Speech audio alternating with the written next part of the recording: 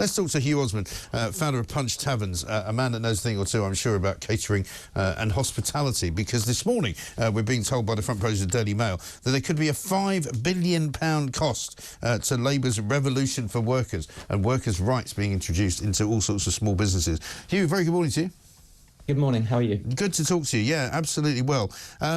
There's obviously a balance that has to be struck here, right? I mean, I was talking to Dan Hodges earlier, who said, you know, I'd rather have businesses behaving themselves and not being rogue businesses and treating their workers right, and that's all fine, but clearly small businesses are the ones who are going to suffer here, aren't they?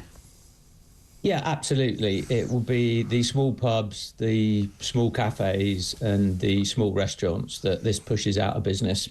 Not the big guys, right. And they can't afford it. And it's been the toughest 4 years for hospitality since I've been in the business, you know, which is since the mid-'80s. Right. So it's just going to get tougher. And has it got any easier in the last... I mean, you and I used to talk a lot during the COVID years, but I mean, has it got any easier since, or is it just as bad? It has got better than the immediate aftermath. You know, the recruitment situation has got a bit better, but it is still really, really difficult. I mean, I suspect something like 500,000 people have been lost to the workforce in that sector. They left hospitality because of all the lockdowns, because of all the closures, and they just haven't come back. And so recruitment, but not just recruitment, you know, food cost, drink cost, energy cost, presumably, as well. Everything, has just made life much more difficult than it was before. As we know, thousands and thousands of small pubs and cafes have already gone out of business. And this latest thing in terms of workers' rights and all the rest of it will absolutely, without a doubt, put a lot more small business. And what specifically do you think in this bill is likely to cause you a problem, or likely to cause small business a problem? Well, for a start, the bill is so confused and confusing that it's difficult to tell. But, you know, one of the things is that, you know, the majority of our new joiners and young staff want 0-hour contracts rather than minimum hours. And that suits them very well. And that suits the businesses.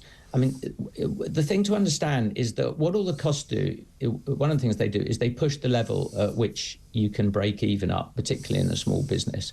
So for a pub, it may be, for a couple running a pub, it may be that the break-even level 10 years ago was as little as £7,000 or £8,000 a week, some cases less. Now, that same break-even today is probably close to 12. No. Now, the turnover, it is impossible in a pub, in a community or in a village, you know, even the edge of a town, can increase its turnover that much, however good the operators are. So a pub that was viable 10 years ago, or even 5 years ago, is not viable today. So that's why lots of pubs go out of business. There just isn't the business. You know, if there's 3 pubs in a village, there is not the business to be had. If one does better, the others will do worse. And if every time you do something like this, you push the break even up. One of the ways that pubs cope with higher cost, higher break-even is of course, to not put the same number of people on different shifts. So particularly out of London, pubs are typically much busier on Thursday, Friday, Saturday nights. That when you do most of your business. You put the staff on there, you put people who only want to work a few hours on those shifts. And you don't have lots of people. If you're an owner, operator, owner couple, you do the quiet shifts almost on your own, so you don't have big costs. So you cope by managing your staff rotas effectively. If you make it more difficult to manage those rotas by abolishing 0-hour contracts and so forth, you will stop pubs being able to manage their costs, and that will really, really hurt. But it's the same with all the costs starting from day one. It's very difficult to recruit staff. In lots of cases, it doesn't work for the member of staff. They don't like hospitality or retail or whatever it is as much as they thought. It doesn't suit them. It's quite hard work as well, isn't it?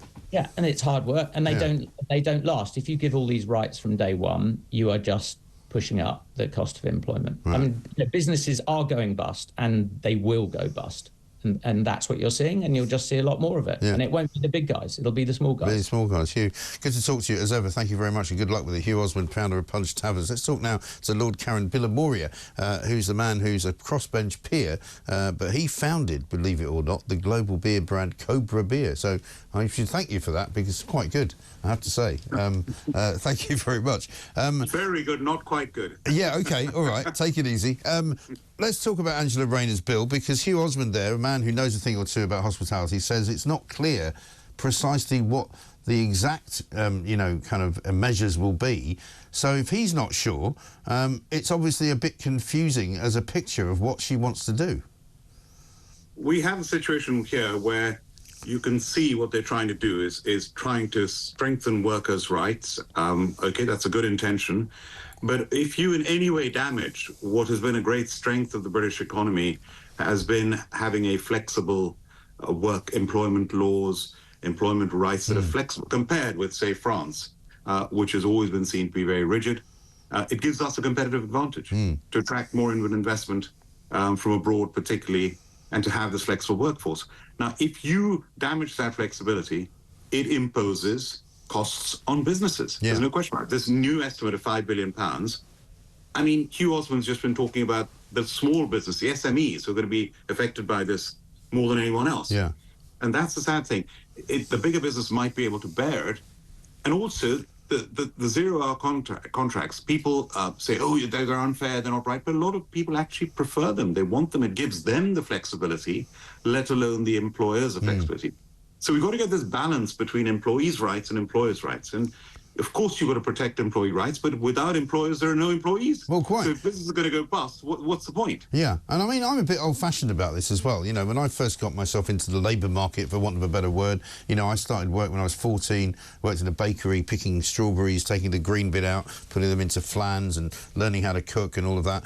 And, you know, I wouldn't have had a clue at the age of 14 what to tell to my employer, who's a very interesting and fascinating character, who's an entrepreneur, to say, well, these are my conditions of work. I want to be able to do this. I need to, you know, every 15 minutes I need to take a 5-minute break. All of that, you know, people need the discipline of work. And generally speaking, I would say it's wrong to assume that employers are likely to exploit you. Mostly they're not going to do that. The good employment practices is the number one priority. Any good employer, a fair employer, will treat their employees well. But you know, this is going to impose more cost and reduce flexibility. But here's in the backdrop of where we are. We've got a budget coming up on the 30th. You've got flexibility of workforce is one issue. But what about taxes going up? I'm sorry, it's the previous government. The previous government has put up taxes to the highest level in 70 years. The previous government put up corporation tax from 90% to 25%. Yeah. The previous government took away VAT relief for tourists. Yeah. We've lost billions of pounds worth of tourists who don't come here and do their shopping abroad instead of over here, and the money they spend here, that's gone. Right. So mind you, I was in Mount Street yesterday. It didn't look like that to me, but that's another story. Well, but that's, you know, but I mean, there's a lot of this. You have to blame the previous government. The worst thing for the Labour government to do is to now continue to put up taxes. Yeah. All this talk about £35 billion worth of taxes going up is going to hugely damage our economy. They want growth. You don't get growth by putting up taxes. You don't get growth by driving away investment. You put up capital gains tax. Investment will dry up. Yeah. People will not invest. The non-doms, there are only 75,000 of them, they pay £8 billion a year tax. Yeah. They invest here. They spend money here. Right. That money is already leaving. And so many people I personally know are moving to places like I mean, Italy. I even know people who are moving abroad just because, you know, they're not massively wealthy, but they've got some money and they don't want it to be taxed, you know, up the wazoo. They're just not doing it. And if you take away inheritance tax relief when it comes to agriculture, when it comes to passing on businesses, again, people are going to leave. This is a very unfair way, let alone damaging to the economy. So I'm very disappointed with a huge majority. This Labour government should have the guts to say, we've got a 5-year runway. Let's actually get this economy growing. Let's reduce taxes, not increase taxes. Let's get that growth, because that growth that's going to generate the jobs, that's going to pay for the taxes, that's going to pay for the public services. And we need infrastructure investment. There's no question about that. No, and that infrastructure investment, yes, there's a justification to borrow to invest for infrastructure projects. And they're looking at that. That's a different matter. But for businesses themselves, You can't put up taxes and expect business to grow.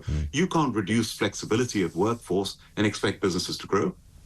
Exactly right. Lord Karen Villamoria, great to talk to you. We must do it again. Thank you very much indeed. Crossbench peer there, he's got a message for the government. Don't put taxes up to such an extent that people leave the country, because you won't collect more money. You'll just make a rod for your own back and you'll crash the economy. That's the problem.